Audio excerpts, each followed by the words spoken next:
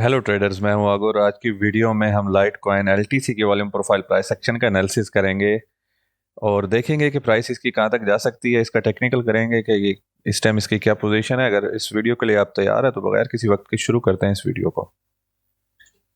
सबसे पहले अगर इसकी हाई टाइम फ्रेम की प्रोफाइल की बात की जाए तो जब ये नीचे की तरफ आ रहा था तो यहाँ पे एक बहुत बड़ी रेंज की थी। यहाँ पे तकरीबन इसने 37 से लेके 84 के दरमियान इस जोन के अंदर ये वाली एक रेंज बिल्ड की थी, जो कि जब ऊपर जाने लगा तो हमारे पास जो इससे पहले वाली हमारी रेंज थी जैन से लेके मई तक की, तो ये रेंज इसकी रेजिस्टेंस बनी हुई थी। अगर इसके हाई वॉल्यूम नोट को भी अगर हम बीच में काउंट करें तो ये वाला जो एरिया था इसका पीओसी वाला, ये इसका अच्छा खासा रेजिस्टेंस के तौर पे काम कर रहा था।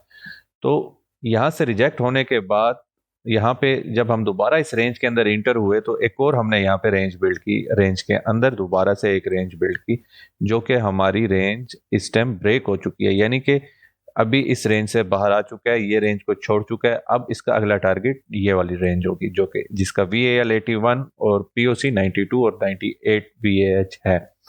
तो यहाँ पे हमें ये देखना है सबसे पहले कि जब इस रेंज के अंदर हम इंटर होने लगते हैं तो क्या हमें एक्सेप्टेंस मिलती है, क्या हम इस रेंज को रोटेट कर पाते हैं और VAH तक जा पाते हैं, या यहीं से रिजेक्ट होकर दोबारा नीचे की तरफ आ जाते हैं और इस रेंज के अंदर हमें दोबारा एक्सेप्टेंस मिलती है, या ये हमारी अब की तरह सपोर्ट के तौर पे काम करती है। तो ये रेडी हो रहा है यहाँ पे उड़ने के लिए, यानी कि ऊपर जाने के लिए। 72 से 81, 92 एक अच्छा अच्छा बड़ा गैप है प्राइस का, जो कि फिल हो सकता है। तो इसको मजीद इन डेप्थ में देखते हैं। तो उससे पहले मैं आपको बता दूं कि ये वाली जो रेंज है 81, 92, 98, ये लाजमी मार्क कर लें, क्योंकि इस जोन के अंदर आके कहीं पे ये फंसेगा और यहाँ से इसको रिजेक्शन मिल सकती है।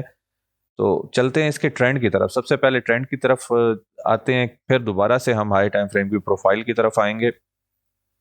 अगर आप इसकी डेली के ट्रेंड की बात करें तो यहाँ पे देखें, इसने जो एक लो बनाई इस जोन में, यहाँ पे लो बनाने के बाद यहाँ पे लोअर हाई और फिर उसके बाद हायर लो, ये एक अप ट्रेंड हमारा यहाँ पे बना हुआ था।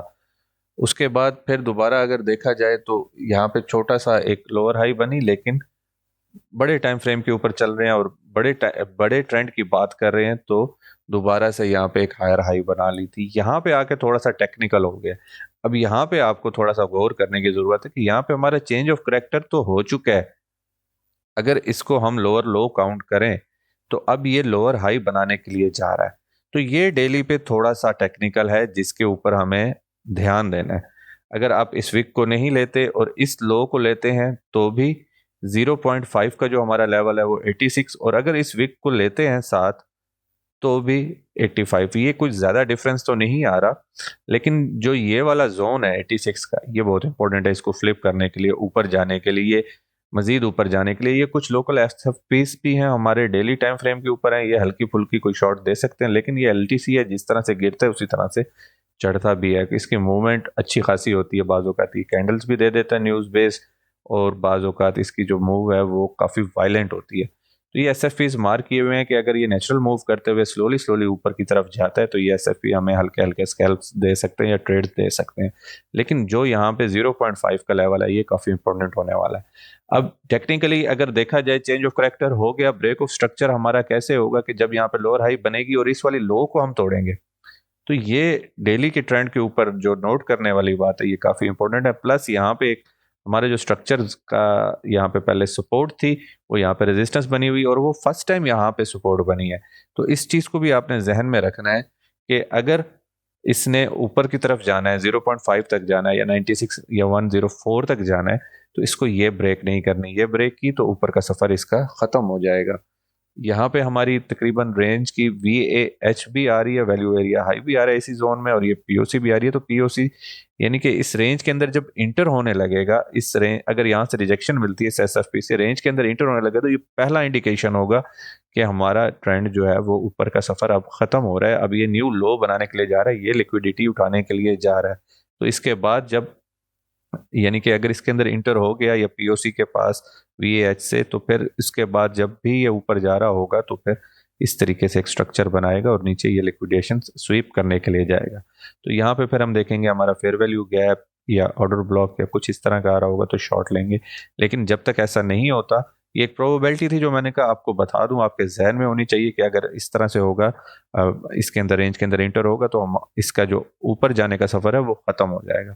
तो एक तो ये चीज़ आपने जहन में रखनी है कि यहाँ पे हमारा जो ट्रेंड है उसका चेंज ऑफ करेक्टर तो हो गया, ब्रेक ऑफ स्ट्रक्चर अभी तक इसको काउंट नहीं कर सकते कि हमारा स्ट्रक्चर इसके ऊपर ब्रेक हुआ जब तक लोअर हाई बना के नीचे एक और लोअर लो ना बना ले। तो इस वजह से ये हमारी इंडिकेशन भी हो सकती है कि अब ये जितने भी इसके मूव आ रही है ऊपर की तरफ ही लोअर हाई बनाने के लिए ही जा रहा है।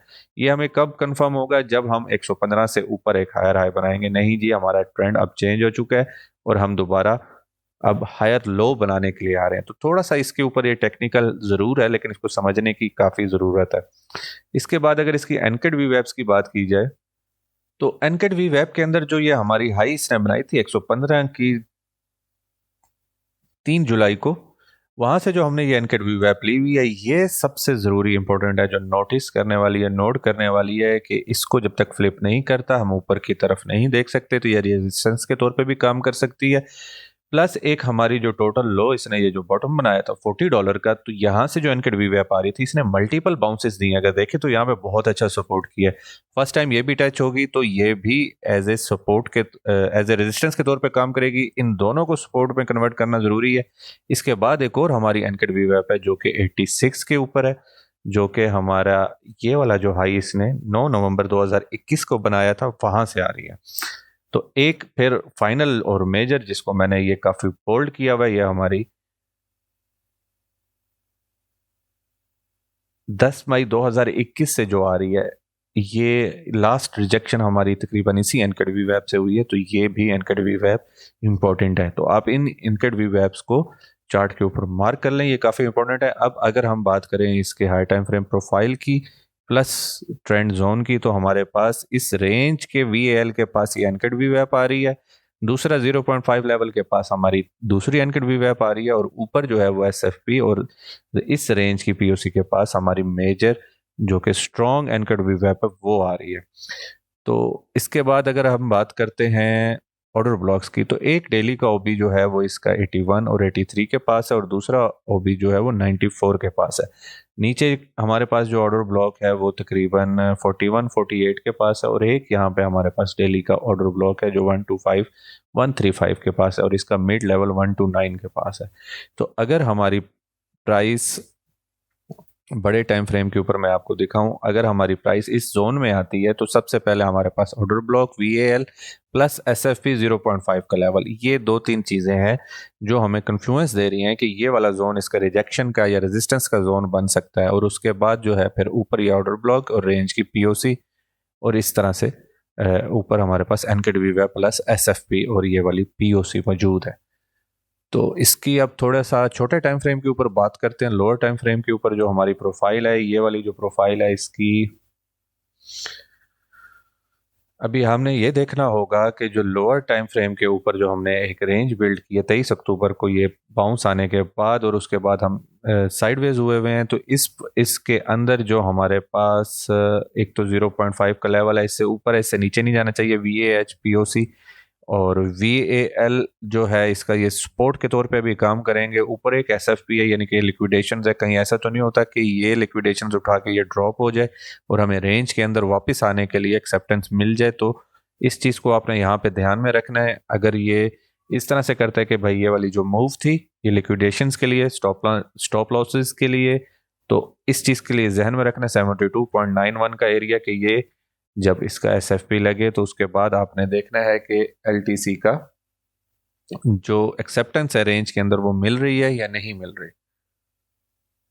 लोअर टाइम फ्रेम के ऊपर अगर हम इसकी बात करें कि हमें कैसे इंडिकेशन मिलेगी कि अब ये मजीद ऊपर जाने लगा है या नहीं जाने लगा और इसका वापसी का सफ़र स्टार्ट हो गया, तो उसके लिए मैं आपको बता देता हूँ कि ये जो प्रीवियस मंथ की हाई है, अगर तो यहाँ से हमें रिजेक्शन मिलती है और इसको हम ब्रेक करके रिजेक्ट हो जाते हैं, यानी कि इसको SFP लेके नीचे की तरफ गिरते हैं, तो जो सबसे पहला हमारे पास एरिया होगा, सबसे पहला एरिया वो ये 70 का जोन होगा, यानी कि ये 70 से लेके 70.5 का ये वाला एरिया होगा, जहाँ पे हम ये VAH भी है और प्रीवियस डे लो भी है।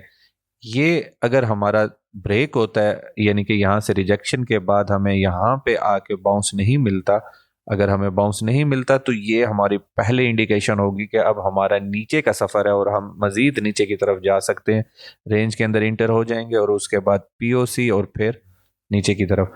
तो ये चीज़ जहन में रखनी है कि जो पहला इंडिकेशन है वो ये 70 का एरिया है जहाँ पे हमारी रेंज की वीएच है प्लस प्रीवियस डे लो है। इसको सपोर्ट करना काफ़ी ज़रूरी है। इसका लोअर टाइम फ्रेम के ऊपर एलटीसी को अगर ये सपोर्ट नहीं करता तो नीचे जो हमारा इस टोटल रेंज का 0.5 का लेवल और पीओसी जो एक साथ आ रहे हैं, ये वाला जोन है। और उसके बाद फिर हमारा प्रीवियस वीक का लो और ये वाली भी एक लिक्विडेशंस पड़ी है, एसएफपी भी पड़ी है जिसको हम उठाने के लिए जा सकते हैं। तो ये लोअर टाइम फ्रेम के ऊपर आपने इसके ऊपर नज़र रखनी है। हाई टाइम फ्रेम के ऊपर मैं आपको बता चुका हूँ।